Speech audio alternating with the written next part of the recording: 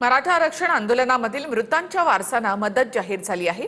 8 जिल्ह्यांमधील 34 व्यक्तींच्या कायदेशीर वारसदारांना मदत जाहीर करण्यात आली आहे।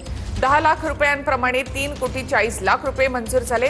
34 व्यक्तींच्या कुटुंबांना मदत मिळणं बाकी होतं, तर 275 मृत व्यक्तींच्या वारसदारांसाठी 27 कोटी 50 लाख रुपये आधीच मंजूर करण्यात आले होते। मराठा आरक्षण आंदोलनातील मृतांच्या वारसांना मदत जाहीर। 8 जिल्ह्यातील 34 व्यक्तींच्या कायदेशीर वारसदारांना प्रत्येकी 10 लाखांची मदत जाहीर करण्यात आली। प्रत्येकी 10 लाखांप्रमाणे एकूण 3 कोटी 40 लाख सरकारनं मंजूर केलेत। मराठा आंदोलनात एकूण 309 आंदोलकांचा मृत्यू झाला होता। मृत व्यक्तींच्या वारसदारांसाठी एकूण 27 कोटी 50 लाखांची मदत मंजूर केली। 34 मृत आंदोलकांच्या कुटुंबियांना अद्याप मदत मिळणं बाकी होती।